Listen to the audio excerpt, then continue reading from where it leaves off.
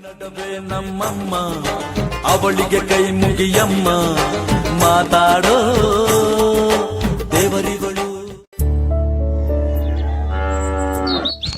ನಾನು ಭೂಮಿ. ಇಡೀ ರೈತಾಪಿ ವರ್ಗವೇ ನನ್ನ ಮಕ್ಕಳು. ಕೆಲವು ವರ್ಷಗಳ ಹಿಂದೆ ನನ್ನ ಮಕ್ಕಳು ನನ್ನನ್ನು ರಾಣಿಯ ಹಾಗೆ ನೋಡಿಕೊಳ್ಳುತ್ತಿದ್ರು. ಗೋಹುಗಳಿಂದ ಉಳುಮೆ ಮಾಡುತ್ತಾ ತಿಪ್ಪೆ ಗೊಬ್ಬರಗಳನ್ನ ಕೊಡುತ್ತಿದ್ರು.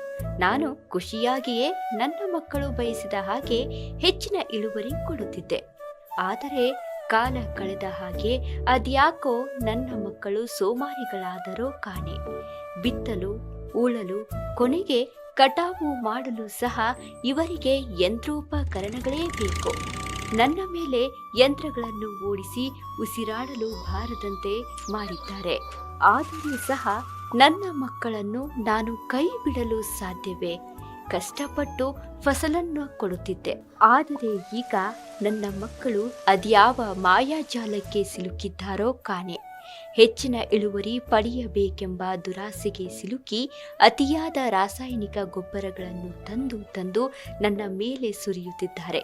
ಮೊದಲೇ ಉಸಿರಾಡಲು ಕಷ್ಟಪಡುತ್ತಿದ್ದ ನನಗೆ ಉಸಿರು ನಿಲ್ಲಿಸುವ ಕೆಲಸ ಮಾಡುತ್ತಿದ್ದಾರೆ. ನನ್ನ ಒಡಲಿನಲ್ಲಿರುವ ಎಷ್ಟೋ ಜೀವಿಗಳನ್ನು ಸಾಯಿಸುತ್ತಿದ್ದಾರೆ.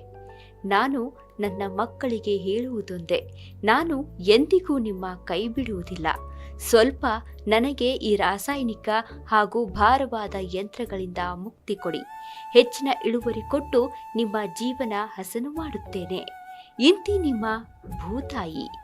ಕೃಷಿ ಪದ್ಧತಿ ಬದಲಾಗಲಿ, ಮಣ್ಣು ಜೀವಂತವಾಗಲಿ. ಎಲ್ಲ ರೈತಾಪಿ ವರ್ಗಕ್ಕೂ ವಿಶ್ವ ಮಣ್ಣಿನ ದಿನಾಚರಣೆ ಶುಭಾಶಯಗಳು.